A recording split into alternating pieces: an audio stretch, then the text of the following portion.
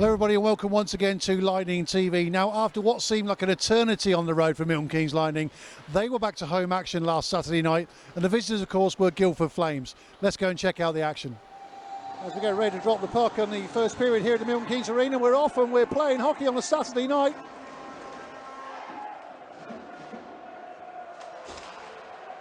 Guildford again, neutralised down to the right now. It comes in from Armstrong on Watters. Griffin now right hand side, that familiar skating style of James Griffin. He tries to break down the right. Good to see him back after injury, of course. Opportunity now, Dunbar, and Killeen spreads the pads, gets the save. What a save there, great save. Rapidly becoming one of his trademarks. He just windmills those pads and they're just so big. Bowdix now, great pass. Needles down supporting on the right side. That's a goal for Lightning! 12:21 to go.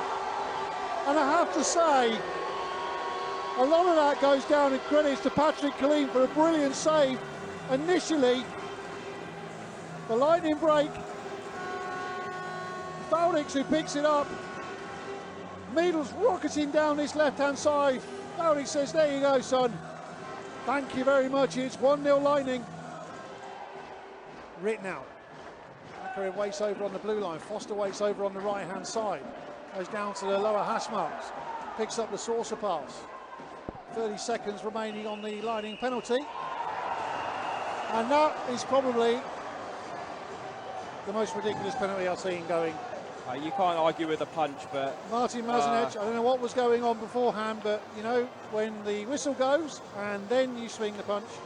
There was a couple of cross-checks thrown in on him, a slash as well, but you can't retaliate. No. Especially not after the whistle. And we know, don't we, that, you know, 9 times out of 10, if it goes on off the puck, of course the referees are not going to see it because they're going to be watching the play going on. But when they suspect something's going on, they will always, without a shadow of a doubt, spot the retaliation. And there's no argument against it. There's absolutely no argument against it. It doesn't make the referees bad. It just makes those actions pretty silly. Those aren't stupid. They're really not stupid. And you can hook and slash and get away with it. And you almost hang around for that retaliation because you know it's coming and you know it's going to get seen. Yeah. Reddick was trying to provide some traffic. Really well defended there. And that'll see the period out. Puck is fired down and the buzzer goes for the end of the first period. It is indeed Milton Keynes Lightning 1, Guildford Flames 0. You're always told to hit high glass and get it out of the zone, but yeah, it's a tough one. Craig now. 2 minutes for an opportunity for Flames to, and they don't need that long. Puck just come in, it bobbled underneath the stick of Cruz Reddick, and I think it was Jesse Craig who got the goal, wasn't it? As he came through, gap there right in the middle. That was a quality finish, straight over Killeen's left-hand shoulder, and he didn't stand a chance. No. The puck took a bounce and landed right at... it was Ian Watters. Yeah, Ian Watters who scored the goal. It was Cruz Reddick that initially tried to get the touch and missed the toe drag, and that kind of threw Lightning. Pocket is picked by TJ Foster. He'll go for a skate now, neutral ice. Great hit. Nice open ice hit, and that's what you want to see in this league. Anderson now will pick this up, allowing it to the last 15 seconds of this second period. Lightning looking to clear their zone. Neely going down the right-hand side. It's picked up by Lindhagen. Gives that back to Baldwin. And Guildford will look to run that down, and the buzzer goes at the end of the second period. It's all square. Milton Keynes Lightning 1, Guildford Flames 1. Of course, if it remains all square after this, we go into overtime. Face off to the left-hand side. Ferguson it is for Guildford against Michael Fine. Pushed right away down the boards. That's picked up by Abs. Just drops it down on the right-hand side. Lightning trying to get bodies on this puck. Wallace goes for a skate mid-ice. Drops it down to Fine. He'll try the shot, speculative, but at the end of the day, Karazi just parries that off to the right-hand side. digging down into this far corner now. We're into the last 15 seconds of this game. Guildford fire it all the way down, but it only comes as far as Clay Anderson. He pokes it just into the corner. And the buzzer goes. There'll be a point apiece. It's a one each game. And we go into sudden death overtime. We're into 3-on-3 sudden death overtime. 5 minutes, of course. Ackred now. Ackred with a shot comes in. That's gone well wide to the left-hand side, but Guildford will retain possession. This is where it gets difficult. Not a shot from Ackred. It goes straight into. I think that was into the hand of Neely. That's Neely's that's hurt. hand. That's hurt. That's. Another shot comes in from Ackred. Neely trying to protect his hand, but he can't do it. He'll come to the bench.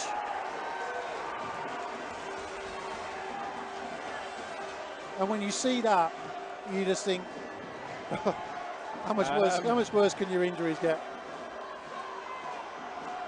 Glove left by Eric Neely into the last few seconds. Not a shot comes in with 0.3 of a second on the clock. Cal Ackred wins the game for Guildford Flames.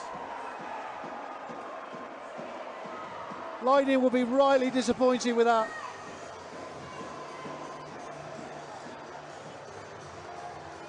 Tim Wallace talking to the officials. There's a one-timer. Guildford take the 2 points.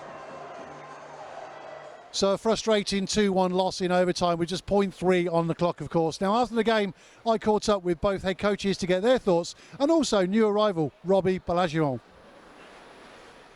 Doug, 0.3 of a second to go in overtime. Frustrating way to lose a game. Well, yeah, of course, but you allow them 7 power plays in a game in your own rink. Can't do it. Can't allow 7 power plays in this league and expect to win a hockey game. We lose 2-1 in overtime, both power play goals. Having said that, there were some positives to take away from that tonight. You know, a Guildford well-organised side, and, you know, for the main part, you know, the guys stayed with them. We played well. But we can't take penalties. Can't give them momentum on the power play, and we took 7 times, and we did it in overtime too. So, you know, say what you want. 5-on-5, we beat them. They scored 2 power play goals. That's the story. So what's the message going into tomorrow's game? Crucial cup game, if you like, but, you know, as well as the giving away the penalties, obviously, is it pretty much same as they played tonight, but without taking the penalties? Yeah, we played well. I mean, we played hard. We played disciplined. 5-on-5, we were real good. Our goaltending was excellent. No. We got to come back with the same effort.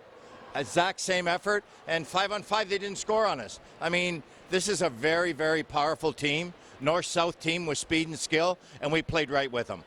Positive tonight as well. The 2 new guys coming into their very first home game. They fitted in absolutely perfectly. Yeah, no, playing really well. I mean, it's a work in progress. We keep going. We keep working.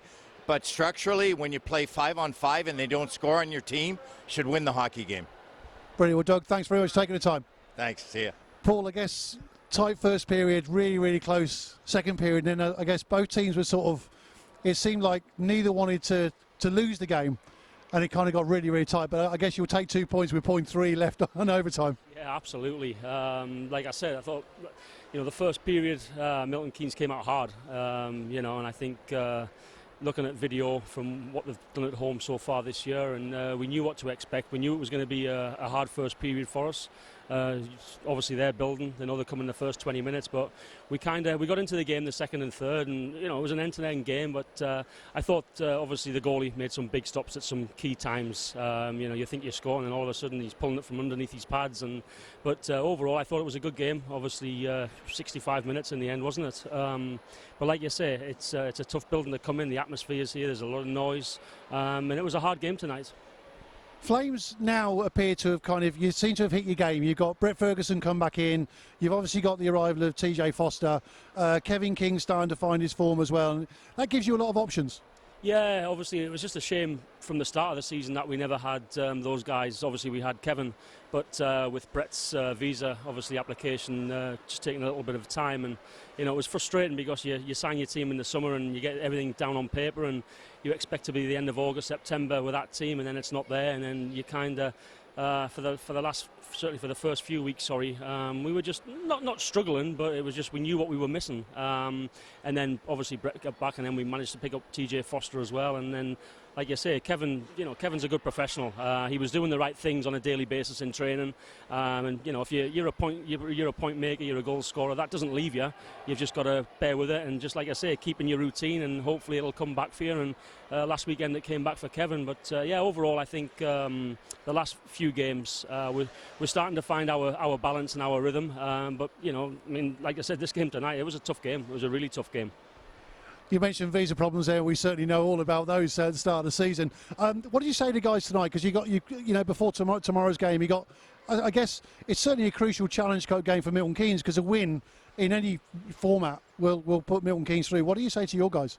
Well, it's a tough one, because I think obviously you get asked the question a lot, and I think these guys they want to win hockey games, and like I say, you want to get rolling, you want to keep with you want to keep with that same rhythm like I talked about, and you can't just turn that switch on and off. So the focus for tomorrow night is obviously for us to win that game. It's important that down the stretch you want to just keep on winning games as well, but we understand how important it is for Milton Keynes tomorrow, because I believe if you win, then obviously you're through to that next group as well. So it's going to be a tough game again, but like I said, the boys are going to be tired. Both teams are going to be tired, because like I said, that was a tough game tonight. Brilliant. Well, Paul, thanks very much for taking the time. Safe journey home. We'll see you tomorrow. Thanks a lot. So, Robbie, first of all, got a great welcome here tonight. Great atmosphere. Yeah, definitely. I thought the rink was pretty loud. Our fans were really loud, which is good. I think we fed off that a lot. Just came up a little short, 0.3 seconds. That's a tough one. But certainly, the fans were definitely helping us out. It is frustrating, as you say, when you come up a little bit short, 0.3 on the clock at the end of overtime, after what was a pretty tough game. Really frustrating. Yeah, definitely. I think, I think some calls could have gone our way. I think a lot of calls went their way and none our way. But that's just the name of the game. I think we did a good job of overcoming the adversity that we went through. I think we had our chances. We just came up a little short. But then again, we come right back at it tomorrow against the same team there too, Challenge Cup game. So it's a big one. It is your opportunity tomorrow to come back, as you say, right from the get-go as well. Talk to me about your arrival in Milton Keynes, because it was a bit of a whirlwind, wasn't it? You flew into Scotland last week. You iced in Scotland, and it's all been a whirlwind the last 7 days, hasn't it? Yeah, I've kind of gone through quite a bit. I left 9 p.m. my time, New England time. I got into Scotland at 9 a.m. their time. So it was like a 12-hour shift. So I didn't really sleep that much on the plane, but then I had an hour drive from the airport to where our hotel was. I was able to get a meal in and a good nap, and then right off the bat, 3 games in 3 days was a lot. But it was good and just kind of get me right into it. And then this week I just got settled into my apartment, and then obviously the first home game. So it's been awesome. It certainly didn't look tonight as if you'd only been skating with a team for a week or so, because you seem to fit in, and the pair of you, both you and Harry Ferguson, just seem to slot in. Yeah, I mean, I think that's all from the other guys, being so welcoming to me. We have a really good group of guys, I think, and when you have a good group like that, it's really easy to come in and try to fit in and find your role in your team and things like that. So I just got to thank all the other guys for being like that. Brilliant. Well, Robbie, thanks so much for taking the time to talk to us. I know it's been a bit of a whirlwind week for you, but good luck on the road in Guildford tomorrow. Thank you. Appreciate it. So there you go, that's all for this edition. Don't forget, next Saturday evening is Cardiff Devils. They're the visitors to the Milton Keynes Arena. Face-off is 7 o'clock. You can get your tickets from the box office. For more information, of course, follow us on Facebook, Twitter, and of course Instagram. We'll see you soon.